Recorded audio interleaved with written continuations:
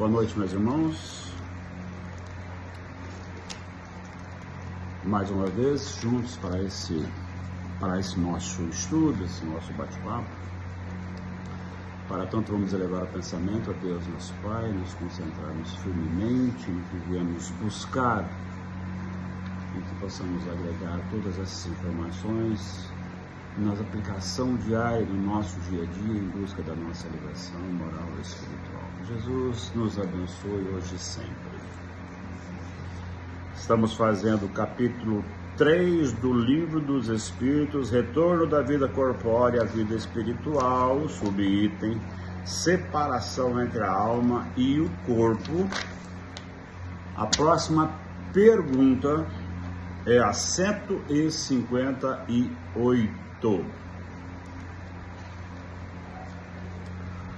O exemplo da larva que, primeiramente, arrasta-se sobre a terra, depois se fecha na crisálida em uma morte aparente para renascer em uma existência brilhante, pode nos dar uma ideia da vida terrestre depois do túmulo, ou seja, de nossa nova existência? Vamos fazer a resposta.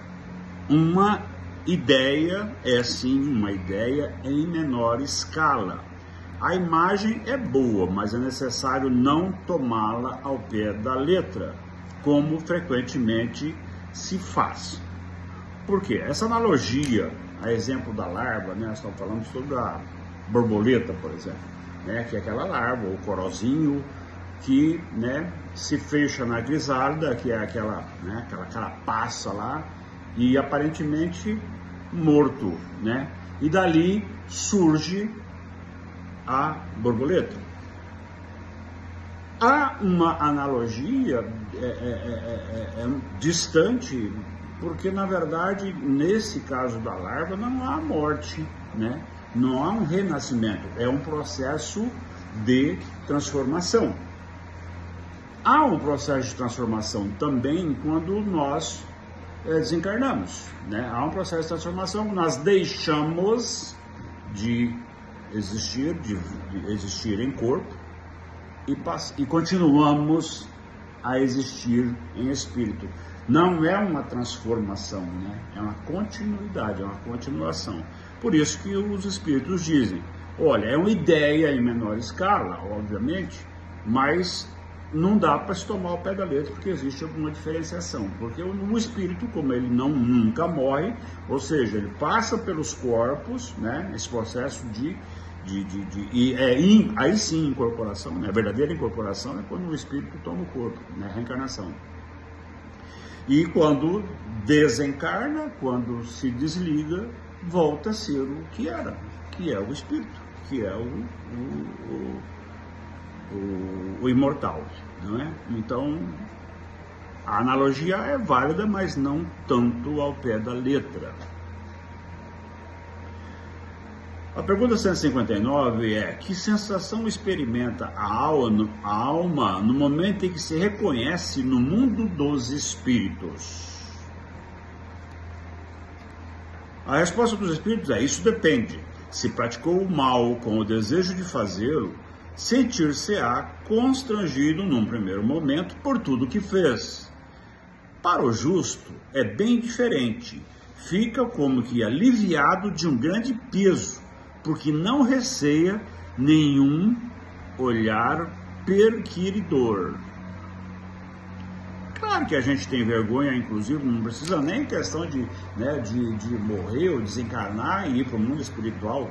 Quando a gente entra num ambiente, a gente faz as coisas muito erradas e entra num ambiente, né, de pessoas que saibam tudo o que nós fizemos, a gente fica envergonhado, a gente fica receoso de ser, né, colocado o dedo na nossa fuça, na nossa cara, pelo mal que praticamos. E assim agem os espíritos, né? Isso é muito...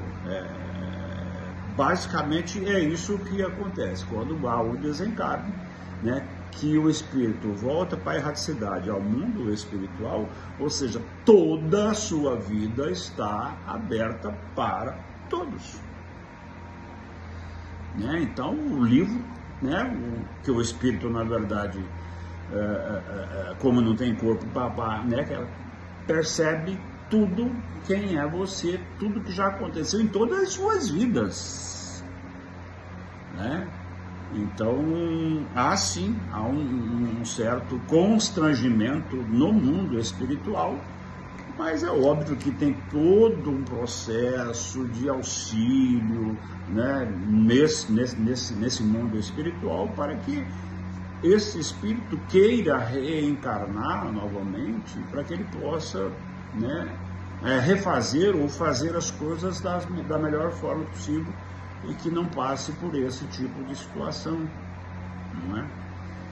A menos que, né, acorde no umbral, aí já é outro susto, já é outra história, já bem diferente, né? Mas aqui fala só sobre acordar, despertar no mundo espiritual, que é o processo da morte, né? Quando há o desencarne, né, leva-se um determinado momento para que o espírito perceba-se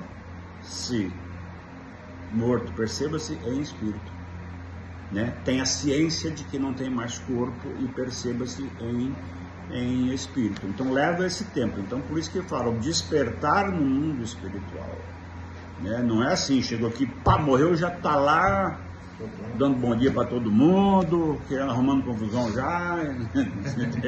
Não, então tem esse processo ali, que é um processo de adaptação, né? Um processo de adaptação a um novo momento da vida espiritual, né? E talvez por isso, né, com essas informações, porque tudo que nós estamos tendo aqui são informações dos espíritos, né? Então nós acreditamos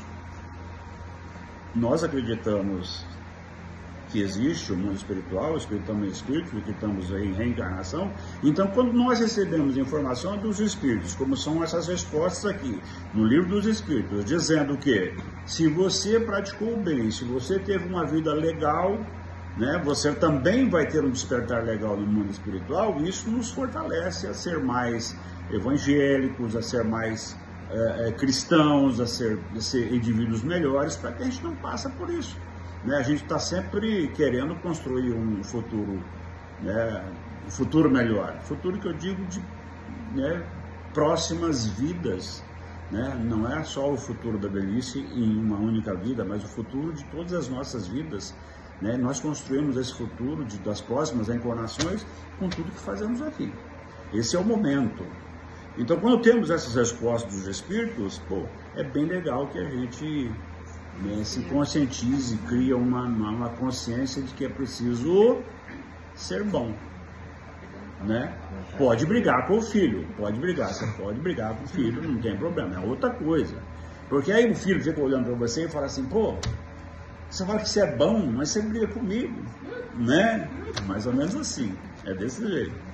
Então, buscar ser bom através das informações. Não é só, né, o Evangelho do Cristo que traz as informações, tá vendo como está muito aliado, está muito entrelaçado as informações do mundo espiritual através do livro dos Espíritos com os evangelhos cristãos, o Evangelho segundo o Espiritismo, né? Então fala-se sobre como se portar, e como se portar é o exemplo do Evangelho do Cristo, como se portar é o exemplo do Cristo, né? Para ter uma vida melhor, correto? Perfeito? Ok. 160. O Espírito encontra prontamente aqueles que conheceu sobre a terra e que morreram antes dele.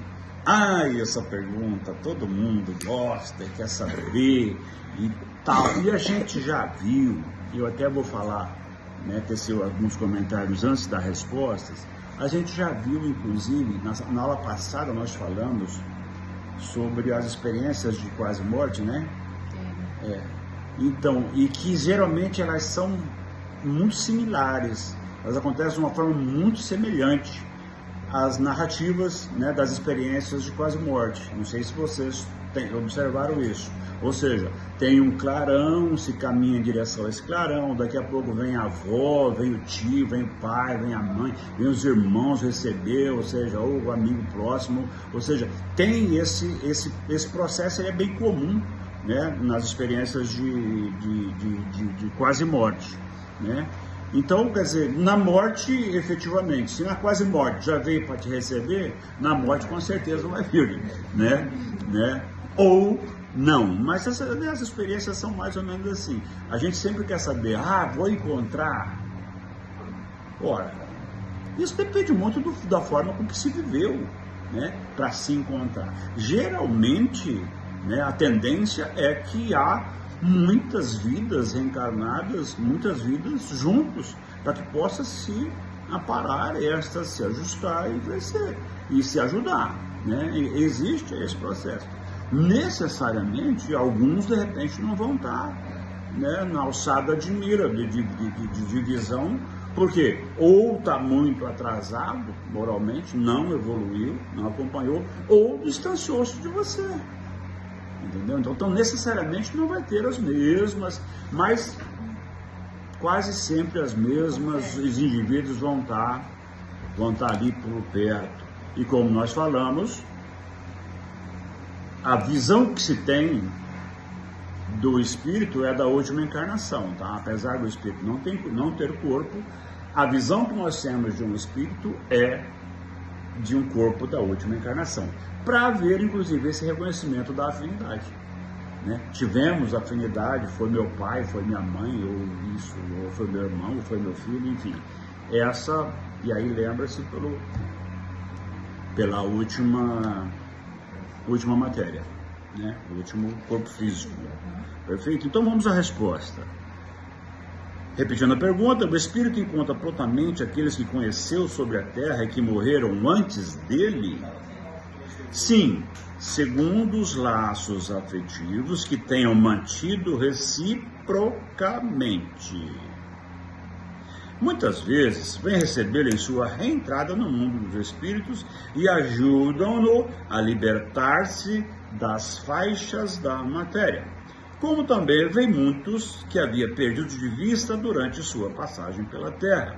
Vê os que estão na erraticidade, bem como os que estão encarnados, que vai visitar.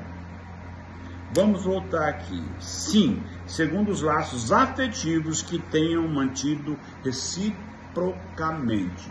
Ou seja, veja bem, laços afetivos não só quer dizer sobre afetos ou sobre amor, né? Laços afetivos ou laços de aproximação, inclusive você pode ter inimigos te recebendo, né? Por quê? Porque criou-se essa ligação, cria-se essa ligação, correto? Então, muitas vezes vem receber na sua entrada no mundo do espírito e já ajudam-no a libertar-se das faixas da matéria, que é aquele momento onde você ainda, né, não quer acreditar que tenha desencarnado, não quer deixar o corpo, tem os apegos, tem os que ficaram, tem uma série de elementos que aqueles que estão lá podem te ajudar a se desvencilhar. Como também vê muitos que havia perdido de vista durante a passagem pela Terra. Isso é engraçado, porque às vezes acontece inclusive essas aparições de pessoas que, poxa, eu já tive sonhos com pessoas que faz mais de 25 anos, 30 anos que eu não vejo. Que eu nem sei se está encarnado ou não, ou desencarnado, mas, né, memória, às vezes eu sonho com pessoas que da minha juventude, né, meus 20 e poucos anos, 30 anos, e que nunca mais vi. E isso é de certa forma, muito estranho. Mas a gente, quando tem, quer dizer, por isso que nós falamos, não existe nenhuma relação, absolutamente nenhuma relação aqui que não tenha alguma importância. Nada, quando o Chico falava que nada é por acaso, é porque realmente nada é por acaso. Ninguém te dá bom dia 2 vezes por acaso. Então há alguma, talvez não se saiba, talvez não foi nesta vida, talvez alguém que já tenha algum tipo de relação em outra vida passe por você e te dá bom dia 3 vezes, né? Ou não, ou faz cara feia para você, sabe lá, se é amigo, se é inimigo, enfim. Mas nada, absolutamente nada é por acaso. Então, quando acontece o desencarne, o que vai acontecer? Todos aqueles que têm algum tipo de vínculo afetivo vão estar presentes, vão estar aparecendo de alguma forma, né? Ou com frequência maior ou menor, com intensidade maior ou menor, mas todos com a devida importância vão estar também no mundo espiritual. Os que ficaram aqui, se tivermos licença, permissão, podemos visitar e dar umas visitadas. Não é? Tem que ver isso também sobre as permissões, né? Exatamente. Certo, né? Legal. 161. Na morte violenta e acidental, quando os órgãos não estão ainda debilitados pela idade ou pelas doenças, a separação da alma e a cessação da vida ocorrem simultaneamente. Aqui nós temos que fazer uma consideração bem séria. Na morte violenta e acidental, quando os órgãos não estão ainda debilitados pela idade ou pelas doenças, a separação da alma e a cessação da vida ocorrem simultaneamente? Geralmente sim, a resposta é essa. Mas, em todos os casos, o instante que os separa é muito curto. Então há todo esse processo. Quando nós falamos sobre acidental, aqui, violenta e acidental, está muito mais relativo, está muito mais relacionado ao ato de acidente, tá? Porque, na verdade, não existe, dentro de uma perspectiva espírita, não existe acidente, né? Ou fatalidade, essas coisas. São duas fatalidades que existem, que é o nascimento e a morte. Então, o acidente, esse acidente que fala é literalmente os acidentes que ocorrem, mas o acidente é o ato das colisões, ou enfim, é esse ato. Porque ninguém morre acidentalmente, né? Nós sabemos disso. Não existe, morreu acidentalmente. Não. Tem todo um projeto, tem todo um prospecto. Morreu desta forma, em um acidente, em uma colisão. Mas acidente, morte acidental, não existe.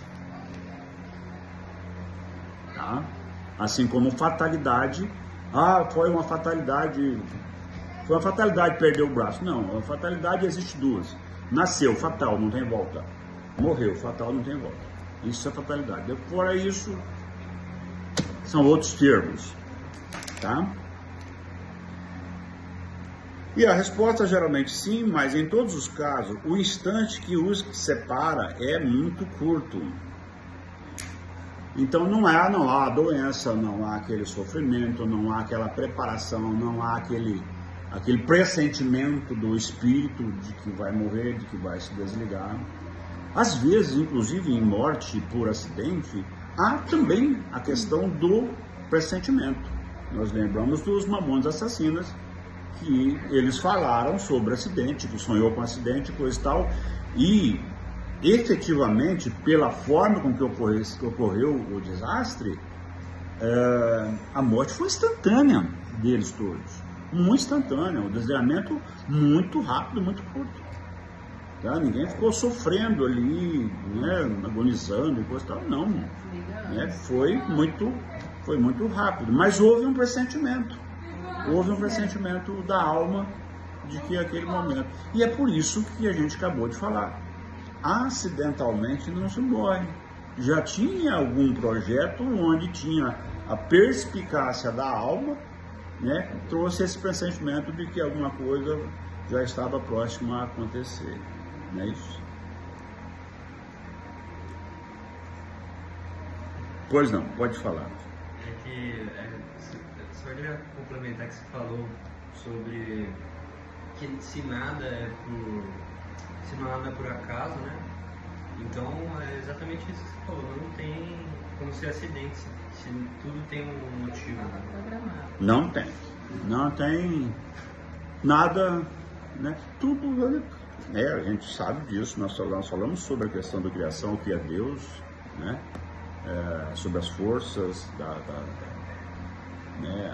as forças do mundo espiritual, o poder de Deus, o poder da criação, enfim, tudo é um projeto para tudo, não tem nada que possa ser mudado o projeto, a menos que nós falamos de uma situação que é extremamente condenável, que é a questão do suicídio, tá? Que existe todo um projeto e você pode sim dar cabo a esse projeto. Ah, Deus não sabia? Sabia, mas foi você usando o teu livre-arbítrio, usando a tua iniciativa, a tua vontade, você deu cabo a uma situação que poderia ser outra, né? É o suicídio. Por isso tão condenável assim pela doutrina, né?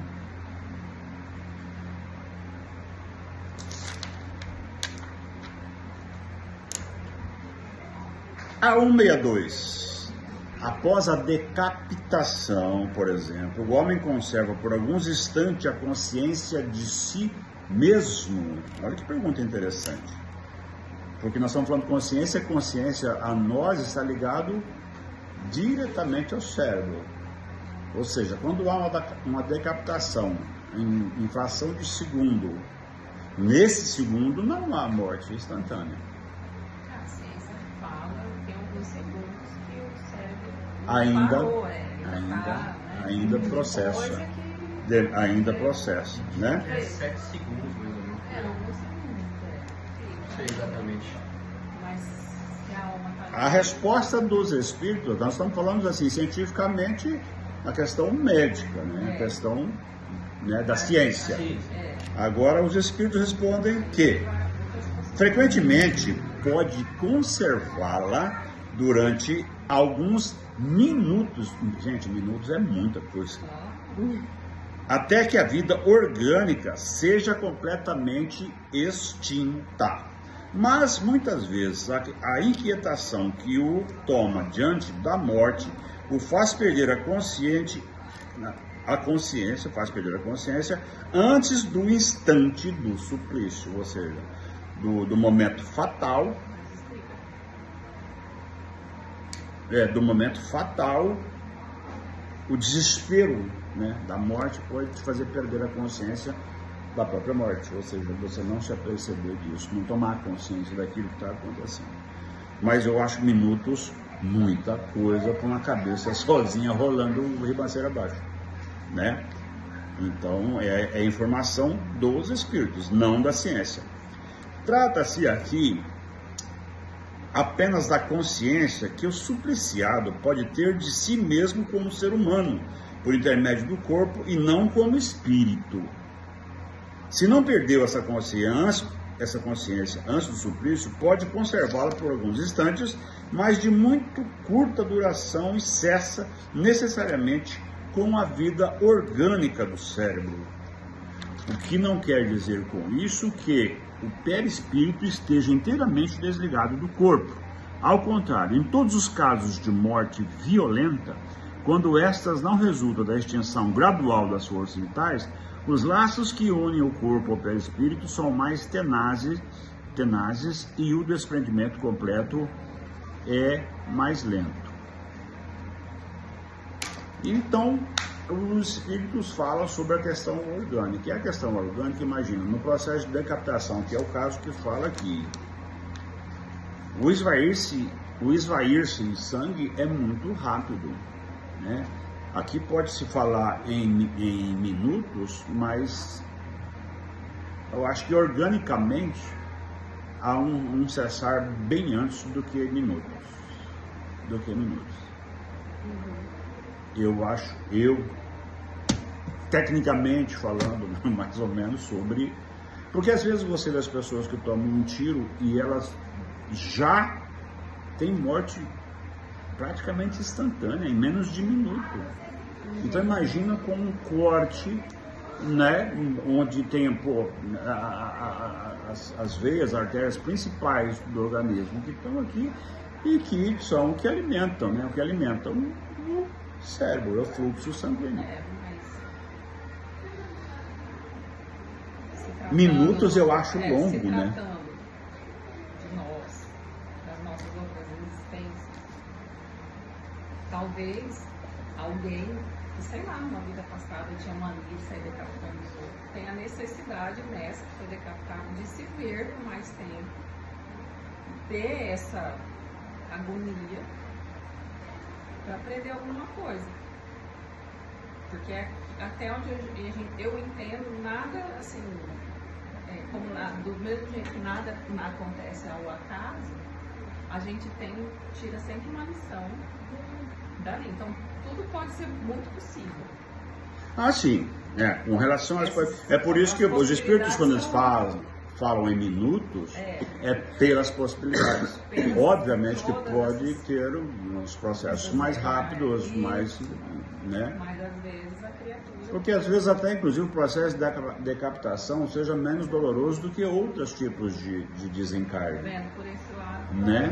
É mais rápido, menos doloroso, né? Menos ciência do próprio corpo que está, né? Em suplício. Então eu acho que de repente também tem isso, alguns merecimentos, né? Dentro do processo. Que bacana. Eu acho que nós vamos parar por aqui. Eu espero que tenham gostado, absorvido, e estamos à disposição para as dúvidas em nossas redes, tá? Todas as dúvidas podem ser colocadas nas redes, que a gente vai fazer, pesquisar e trazer as respostas para todos, ok? Obrigado pela atenção. Que Jesus nos abençoe hoje e sempre.